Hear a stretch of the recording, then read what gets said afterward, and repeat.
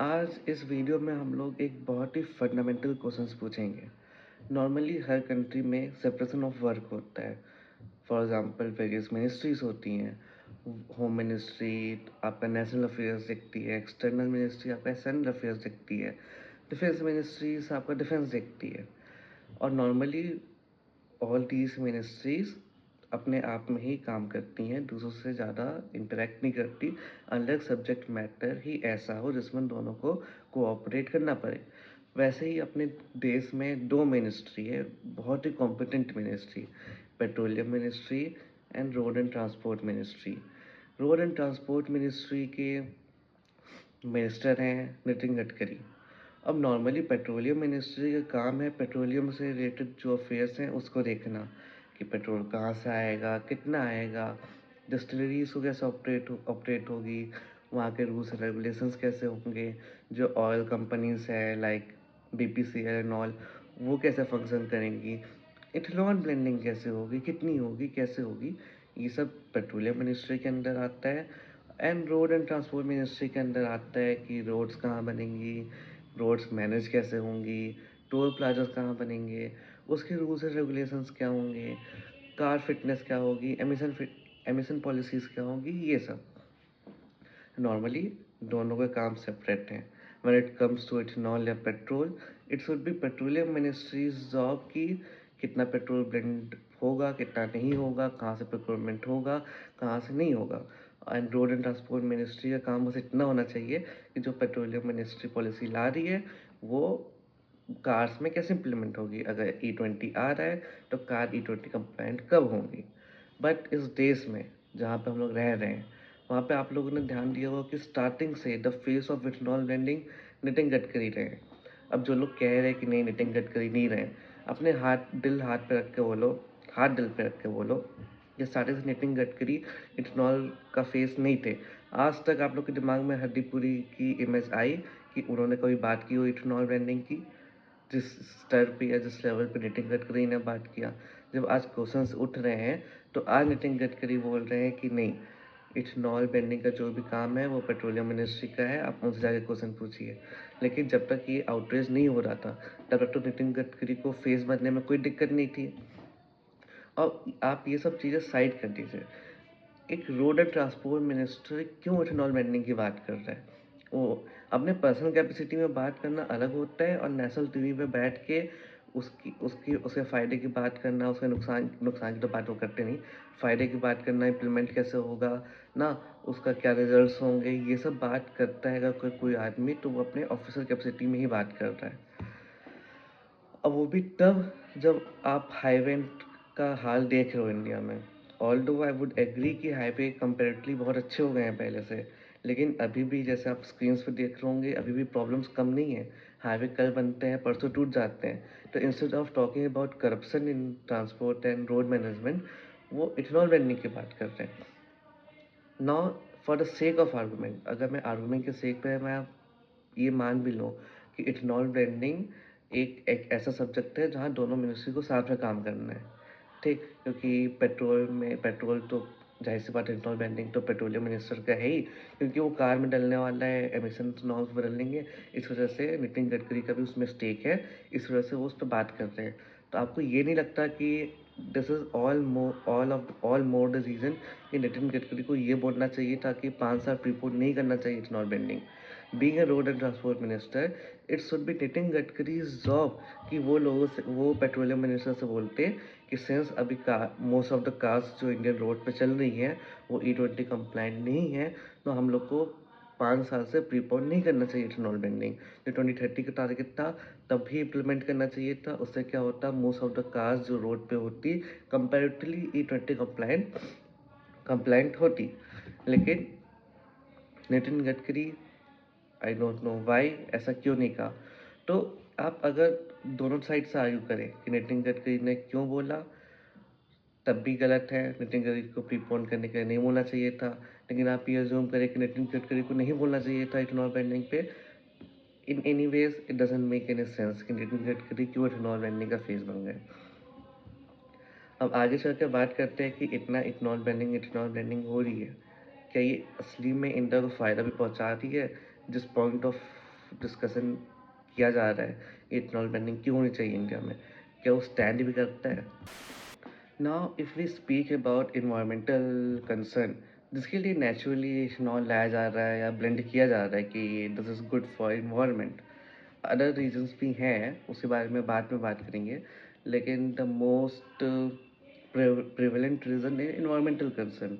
Most of the countries जो ethanol blended petrol ला रही हैं, वो मेजरली इन्वायरमेंट के लिए ही ला रही है, क्योंकि फॉसिल फ्यूल कम यूज़ होगा, जो टॉक्सिन रिलीज होंगे वो कम होंगे। बट क्या ये ट्रू भी है if we actually talk about it, कि ऑन पेपर एथेनॉल रिड्यूस करता है पोल्यूशन, उससे जो एमिशंस होती भी हैं वो इन्वायरमेंट में लेस टाइम के लिए रहती हैं, जो कि नॉर्मली एक अनब्लेंडेड पेट्रोल से जो पोल्यूशन होता है वो रहती। वो तो ऑन पेपर रिसर्च पेपर में है, वो नीचे मैं डिस्क्रिप्शन में डाल दूँगा। बट द प्रॉब्लम इज़ कि इट्स कॉम्प्लिकेटेड, क्योंकि आप जब इथेनॉल प्रोड्यूस करोगे तो इथेनॉल जिससे ही बनता है, शुगर केन से, मेड से या राइस से, उसके लिए फर्स्ट ऑफ ऑल पानी यूज़ होगा। For sugar cane it's around 3000 litres of water केवल 1 लीटर इथेनॉल बनाने के लिए। और इंडिया जैसे कंट्री में जहाँ ऑलरेडी पानी की इतनी किल्लत है, आप कई डॉक्यूमेंट्रीज देखोगे यूट्यूब पे, जहाँ पे लोग बाल्टी लेकर टैंकर्स के लिए खड़े रहते हैं लिटरली। उस देश में क्या आप इतना लीटर्स ऑफ पानी अफोर्ड कर सकते हो फॉर मेकिंग इथेनॉल? और पानी की कमी होना भी एक इन्वायरमेंटल कंसर्न है। सो आप ये ट्रेड ऑफ नहीं कर सकते कि हम एयर पोल्यूशन कम करेंगे लेकिन पानी ख़त्म कर देंगे।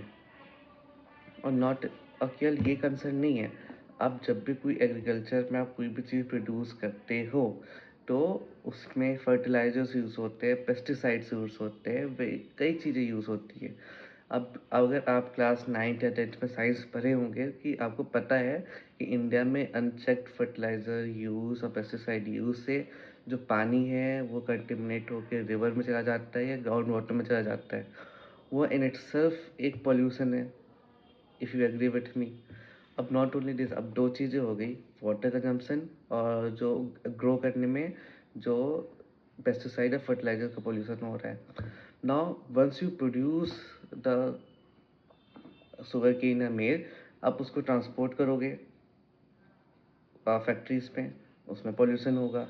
फैक्ट्रीज़ में जो इथेनॉल प्रोडक्शन होगा उसमें जो एनर्जी यूज़ होगी, कोई भी चीज़ प्रोड्यूस करने में, कोई भी कुछ भी करने में इस दुनिया में एनर्जी प्रोड्यूस होती है, दैट्स साइंस। वो एनर्जी प्रोड्यूस करने की भी एक कार्बन फुटप्रिंट होती है। सो आप अगर फैक्ट्री में इथेनॉल बना रहे हो तो उसका भी एक सेपरेट अलग कार्बन फुटप्रिंट है।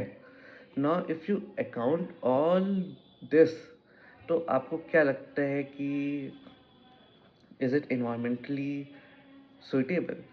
और प्लस ये, अब मैंने आपको 3 चीज़ें तो गिना दी, वाटर कंजम्पशन, आपका फर्टिलाइज़र और पेस्टिसाइड से जो पॉल्यूशन हो रहा है, जहाँ पे प्रोड्यूस हो रहा है जिस फैक्ट्री में, उसका खुद का कार्बन फुटप्रिंट।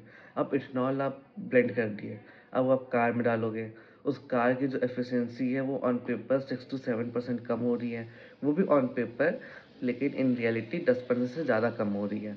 सो आपको 10% कम माइलेज मिल रहा है। आपको 1 किलोमीटर जाने के लिए, जो आप पहले 1 किलोमीटर जाते थे, वो आप 10% कम 900 मीटर जाओगे। सो अगर आप ये सब चीज़ें अकाउंट में ले लो, तो क्या इथेनॉल ब्लेंड करना सुइटेबल है फॉर इन्वायरमेंटल कंसर्न?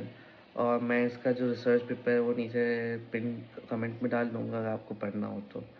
सो अगर कोई ट्रेड ऑफ करता है, फॉर एग्जांपल आप ट्रेड ऑफ कर रहे हो, तो आप ट्रेड ऑफ तभी करते हो जब जो दूसरी चीज़ आप चूज़ कर रहे हो वो मोर बेनिफिशियल है to you than the thing आप जो छोड़ रहे हो, तभी आप ट्रेड ऑफ करोगे। अगर आपको नुकसान हो रहा है तो आप ट्रेड ऑफ करोगे नहीं। अगर दोनों चीज़ सिमिलैरिटीज़ में है, दोनों से तो आप ट्रेड ऑफ नहीं करोगे। आप तभी ट्रेड ऑफ करोगे जब दूसरी चीज़ आपको फ़ायदा दे रही है।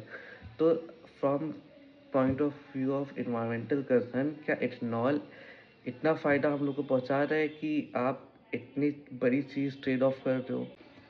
एंड दोज पीपल आर्गुइंग कि नहीं, जो इथेनॉल है वो ब्रोकन मेज या ब्रोकन राइस या जो प्लांट वेस्ट होता है उससे बनता है। Let's not kid ourself. India में आपको लगता है कि क्या इंडिया की पाइपलाइन या इंडिया का इंफ्रास्ट्रक्चर इतना अच्छा है कि आप ये सब चीज़ें ऑन पेपर इम्प्लीमेंट कर सकते हो? नहीं कर सकते, क्योंकि अभी मध्य प्रदेश का केस आया है जहाँ पे जो गवर्नमेंट सब्सिडी में इथेनॉल प्लांट्स को राइस या मेज़ सप्लाई कर रही थी, वो एक्चुअली इथेनॉल में ना यूज़ होके वो प्राइवेट प्लेयर्स के पास जाता था और वो फिर गवर्नमेंट को एमएसपी पे बेच दिया करते थे। तो अब समझ लो, मान लो ₹100 का 1 किलो चावल है फॉर एग्ज़ाम्पल, वो ₹50 में इथेनॉल प्लांट को दिया गया सब्सिडी पे, क्योंकि वो खराब हो जाता, खराब होने से अच्छा सब्सिडी रेट पे आप इथेनॉल प्लांट को दे दो इथेनॉल बनाने के लिए। वो इथेनॉल प्लांट में ना जाके प्राइवेट प्लेयर के पास जाता था, फिर वो प्राइवेट प्लेयर ₹80 में वापस सरकार को बेच देती थी। तो ये केवल एक जगह का केस है मध्य प्रदेश का। इंडिया में 376 डिस्टिलरीज डिस्क्लोज हुई है जहाँ पे इथेनॉल प्रोडक्शन हो रहा है। अब क्या लगता है ये एक आइसोलेटेड केस है? वही ना, इंडिया का इंडिया का पाइपलाइन इतना अच्छा है ही नहीं कि आप जो आर्ग्यू कर रहे हो वो ऑन ऑन पेपर हो पाए। आज से 2 साल बाद, 3 साल बाद अगर इथेनॉल प्रोडक्शन नॉर्मलाइज़ हो जाता है, लोग उसको एक्सेप्ट कर लेते हैं, तो मैं मान ही नहीं सकता कि जो आर्ग्यू किया जा रहा है कि वेस्टेज से बनेगा या उससे बनेगा, ये होगा ही नहीं। लोग एक्चुअली में सप्लाई करना शुरू कर देंगे। आपको ये चीज़ ध्यान देना पड़ेगा कि इंडिया में ऑन पेपर जो बात होती है, वो कभी फॉलो नहीं होती।